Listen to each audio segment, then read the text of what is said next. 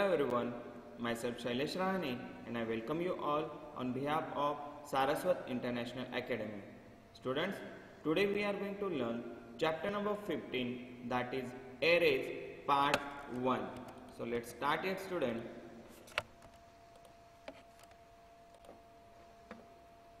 Array. Now what is the meaning of array?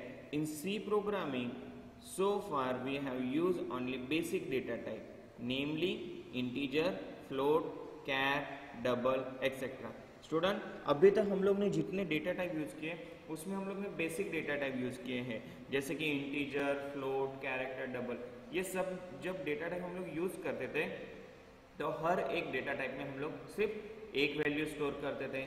But array की help से हम लोग एक वेरिएबल के अंदर एक डेटा टाइप को यूज करके हम लोग उसमें मल्टीपल वैल्यू स्टोर कर सकते हैं. तो चलो इसके बारे में अभी हम लोग डिटेल में जानते हैं. तो this type of variable can store only one value at a time, right student.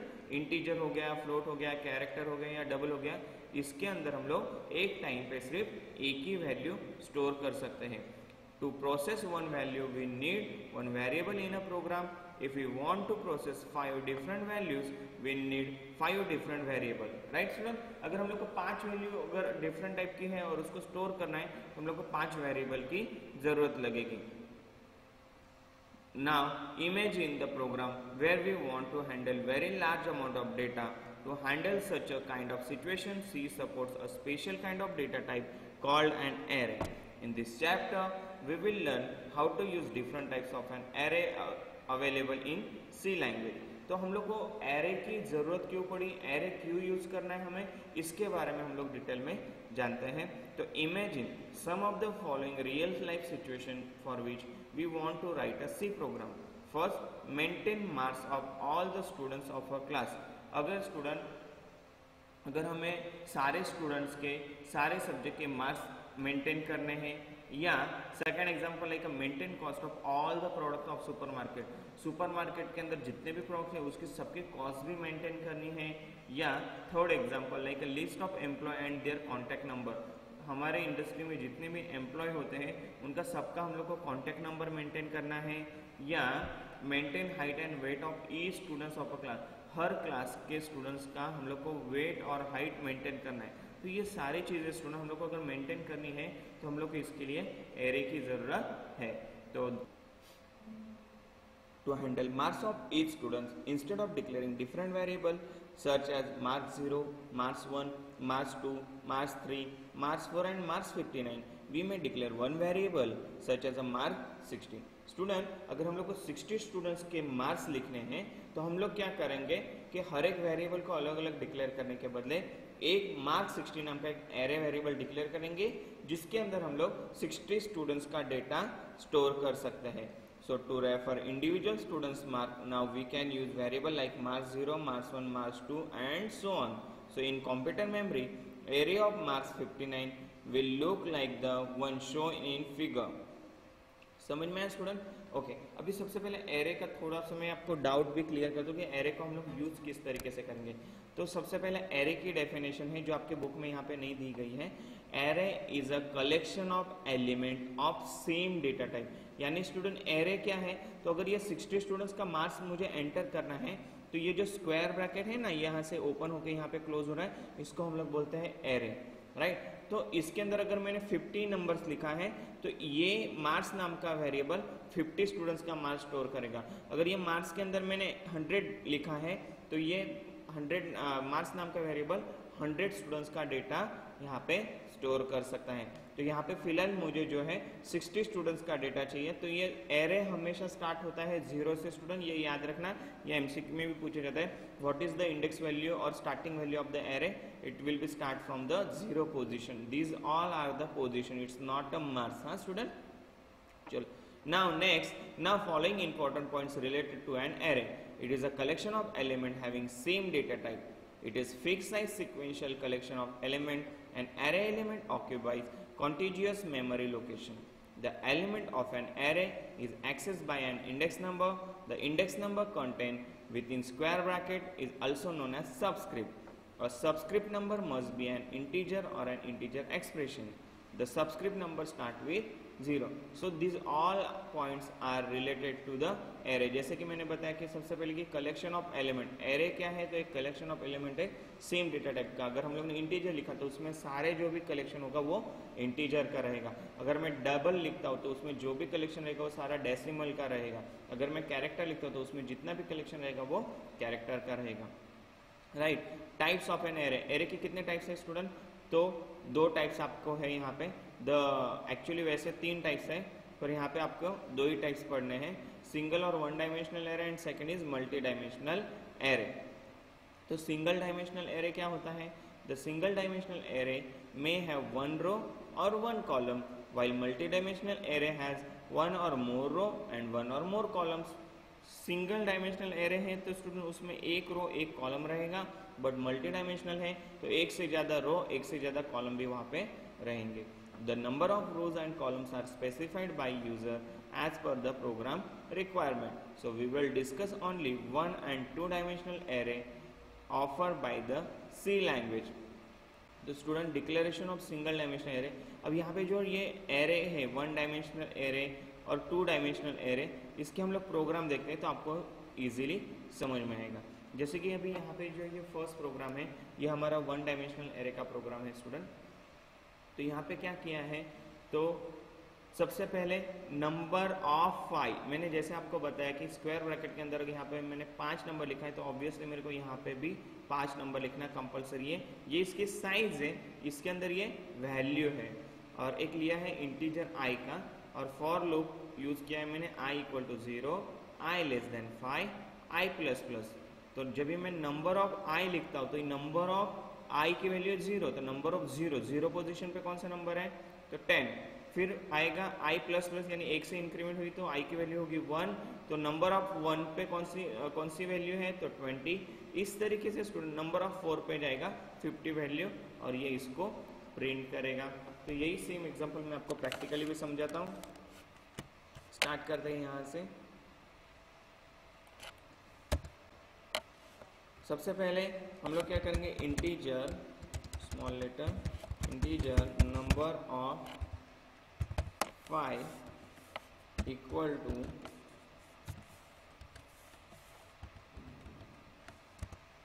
10, 20, 30, 40, 50, right.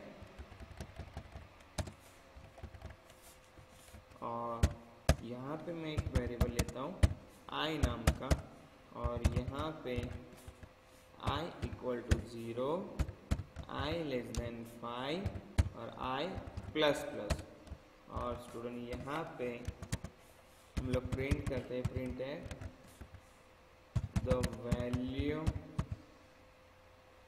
Is percentage d comma करके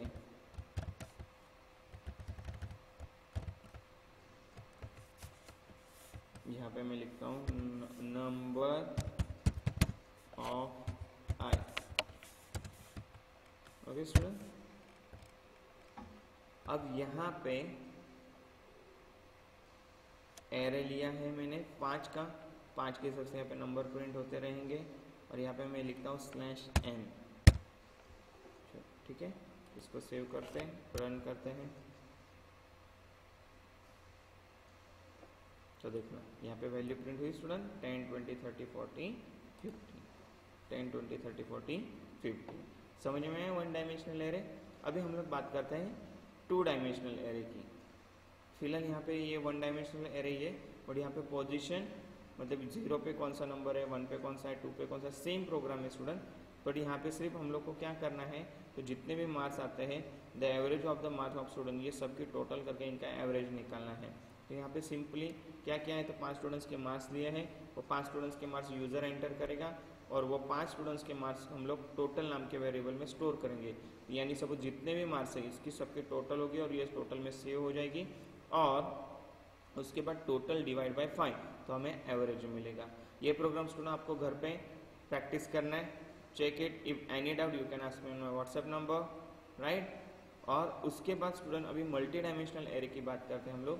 तो multi dimensional array means what, the single dimensional array keeps track of information in linear order. उसमें जो भी information हम लोग लिखते हैं या ट्रैक होती है तो वो लीनियर ऑर्डर में होती है. However, the data is associated with certain real-life systems such as a digital image, chess game board, matrix, etc. are variable in two dimensional. Right, student? Two dimensionally array यानी उसमें क्या है, जैसे कि example उन्होंने दिया है कि मैट्रिक्स, हम लोग मैट्रिक्स का एग्जांपल करते हैं ना, 2/3, 2/3, 3/2. तो ये मैट्रिक्स या चेस बोर्ड होता है, जैसे कि चेस गेम है उसके अंदर भी हम लोग टू डायमेंशनल एरे का यूज़ करते हैं बिकॉज उसमें नंबर ऑफ रोज और नंबर ऑफ कॉलम एक से ज़्यादा है. राइट, इसीलिए. And to think about this type of system in a program, we need a multidimensional data structure. So C language allow us to create multidimensional array. As mentioned earlier, multidimensional arrays have more than one row and column. We can create two-dimensional, three-dimensional और n-dimensional. जैसे मैंने बोला कि two-dimensional, three-dimensional, n-dimensional means there is no limit array in a C.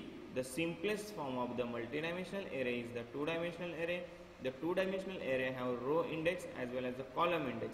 So we will discuss only the two-dimensional array in this chapter. यहाँ पे हम लोग को जो देखना है वो two-dimensional array तक ही पढ़ाई करनी है. राइट, तो यहाँ पे देखना स्टूडेंट एक टेबल दिया गया है जिसमें सेल्समैन 1, सेल्समैन 2, सेल्समैन 3 और Monday, Tuesday, Wednesday, Thursday, Friday ये जो भी सेलिंग करता है उसका वहाँ पे प्राइस दिया गया है. Right, the table contain total 15 different values. Here use one dimensional array is not advisable. यहाँ पे हम लोग वन डायमेंशनल एरे यूज ही नहीं कर सकते. रीजन क्या है स्टूडेंट, तो यहाँ पे एक से ज़्यादा रो है, एक से ज़्यादा कॉलम है. Right, so better option is to use two dimensional array. The figure 15.1 can easily be represented by using two dimensional array of C. The two dimensional array are declared as follows. और अब यहाँ पे एक चीज़ हमें समझनी है student, ये मैं ऐसे रखता हूँ. देखो, अगर मैं बोलता हूँ ये 100 वैल्यू कहाँ पे स्टोर है, तो एरे पोजीशन के 0 पोजीशन पे ये स्टोर है. ये 150 कहाँ पे स्टोर है, तो 1 और 0 पे. 200 कहाँ पे स्टोर है, 2 और 0 पे. 250 कहाँ पे स्टोर है, 3 और 0 पे. तो इस तरीके से स्टूडेंट इसकी ये पोजीशन है. ओके स्टूडेंट, समझ में आया. अभी इसका एरे कैसे बनेगा, तो 3 आपके पास रो है, 1 2 3, तो 3 रो और 5 कॉलम है, तो 1 2 3 4 5 कॉलम. तो इंटीजर सेल्स, इसके पहले हम लोग ने जो एरे देखा उसमें एक ही स्क्वायर ब्रैकेट था. राइट, तो वो प्रेजेंट करता था कि एक रो एक कॉलम और वो लीनियर डेटा स्ट्रक्चर था, मतलब लीनियर ही उसमें स्टोर होता था.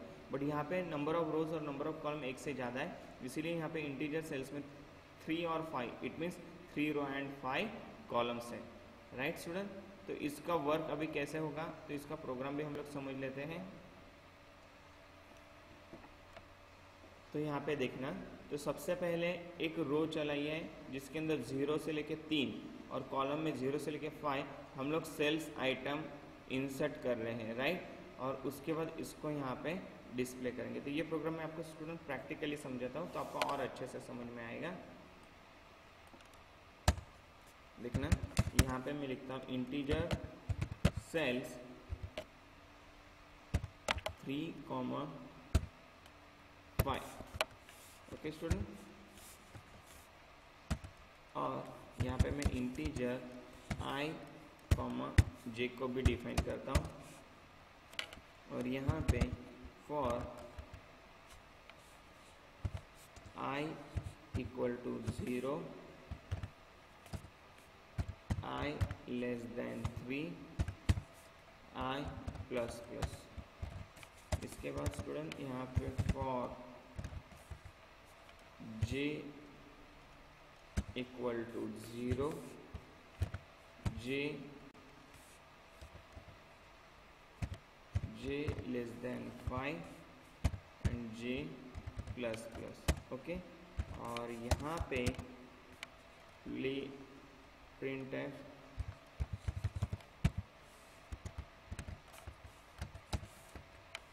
enter the value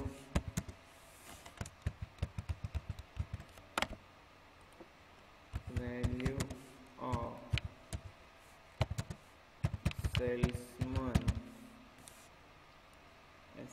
salesman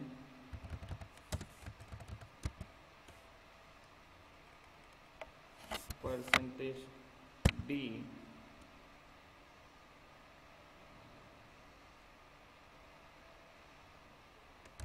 enter the value, इतना ही लिखते हैं। चलो ओके, स्कैन एफ, यहाँ पे क्या मैसेज दिया वैसे, एंटर सेल्स आइटम। ओके चलो ऐसे भी लिख सकते हैं हम लोग, enter the value, enter sales item, percentage D, percentage D. Okay, यहाँ पे ये डबल कोट में लिखते हैं,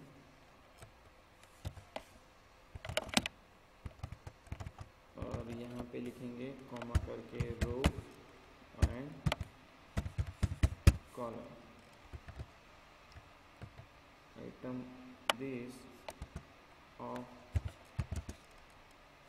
कॉलम दिस वन। स्कैनएफ में लिखेंगे स्टूडेंट, इसको सिर्फ हमें स्टोर करना है। हम लोग कैसे स्टोर करेंगे, परसेंटेज डी कॉमा करके एंड सेल्स, यहाँ पे लिखता हूँ आई और यहाँ पे लिखता हूँ मैं जे। ओके, तो यहाँ पे स्टूडेंट मेरा सिर्फ डेटा स्टोर हो गया। अभी इसको हम लोग को डिस्प्ले भी करना है, राइट। तो हम क्या करेंगे, इसको कॉपी करते हैं, पेस्ट करते हैं, और यहाँ पे ये लाइन की ज़रूरत नहीं है, द एंटर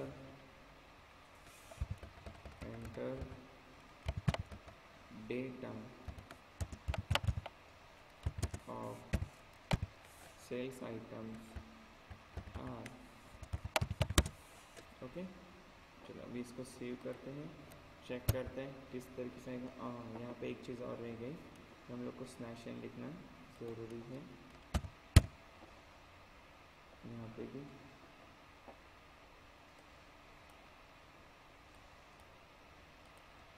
और हर एक लाइन के बाद भी हमें अगर स्लैश एन चाहिए तो हम लोग एक लूप कंप्लीट होता है, यहाँ पे लिखते हैं प्रिंट एन डबल कोट के अंदर स्लैश एन। ओके, तो इसको सिलेक्ट करते हैं, कॉपी, पेस्ट, सेव, और यहाँ पे इसको बिल्ड करते हैं, स्टॉप करके बिल्ड। यहाँ पे क्या बताया गया,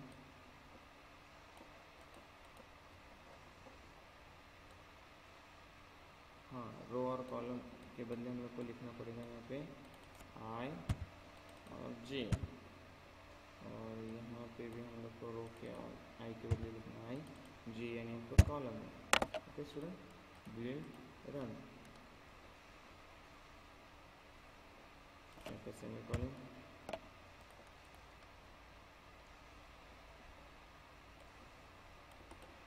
यहाँ पे भी सेमीकोलन। तो यहाँ पे बोला enter the sales item 00 position पर, मैं लिखता हूँ 100, जैसे टेबल में दिया है ना स्टूडेंट, यहाँ पे उसी तरीके से हम लोग फॉलो करते हैं। देखो ये 00 पे 100, 01 पे 150, तो यहाँ पे मैं लिखता हूँ 150, फिर है 200, अगर लिखते हैं यहाँ पे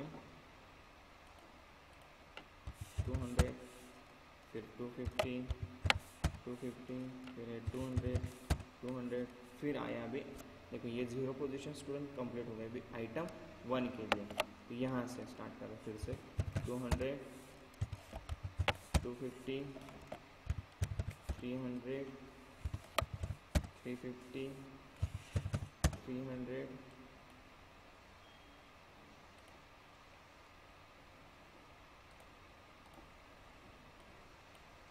अभी आया 2 के लिए, तो 150, 200, 250, 300 and 250।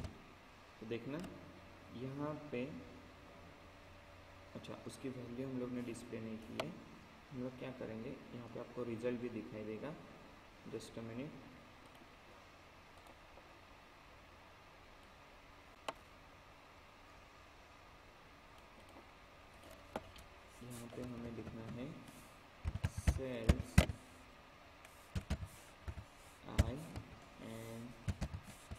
J. Okay student, graphic complete. और यहाँ पे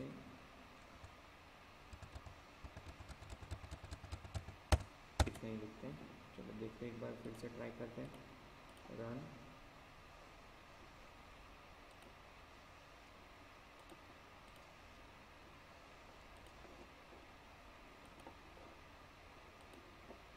यहाँ पे मैं वैल्यू एंटर करता हूँ। पहले 100,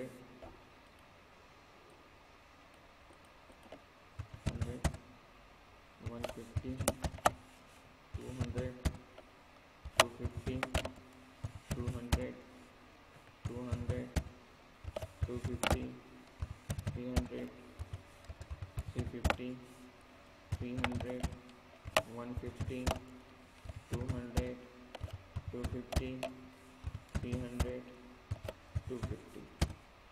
तो देखना ये यहाँ पे स्टूडेंट आपका रिजल्ट आ गया 100, 150। अब इसको अगर आपको प्रॉपरली करना है, सिंपल सॉल्यूशन है। आप इसको ये नहीं लिखोगे, ये इजीली वहाँ पे डिस्प्ले भी हो जाएगा इस तरीके से। और यहाँ पे आप /t दे सकते हो, तो और अच्छे से ये यहाँ पे आपको दिखाई भी देगा। फिर से एक बार ट्राई करते हैं। रिजल्ट आपका आ चुका है स्टूडेंट, तो प्रॉपर फॉर्मेट जैसे आपके बुक में दिया है उसी तरीके से लाने का हम लोग ट्राई कर रहे हैं।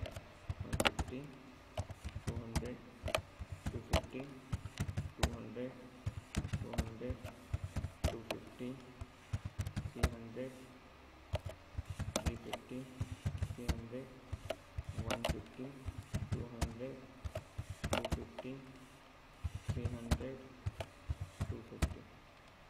देखो इस तरीके से आया स्टूडेंट जैसे हम लोग को चाहिए था। 100, 150, 200, 250, 200, 200, 250, 300, 350, 300, 150, 200, 250, 300, 250, right? So here your two-dimensional array work is completed. Now in the next lecture we will start। अच्छा, ये एक टॉपिक है छोटा सा, ये एक देख लेते हैं कि नो एरे बाउंड चेक क्या होता है। Array are one of the strength of a C language, but it is important to note that there is no array bound check in C language. C language में हम लोग array bound check नहीं करते हैं। Array bound check means checking the boundaries of array declare in a program. हम array bound यानी क्या, तो हम लोग को बाउंड्री चेक करना है कि ये कंप्लीट कहाँ पे होना है। जैसे कि इंटीजर नंबर 5 दिया है, तो इसकी बाउंड्री क्या रहेगी स्टूडेंट 5 के आगे ये वर्क नहीं करेगा। So this will declare an array variable number capable of storing 5 integer value. We can access individually array element by using number of 0 to number of 4.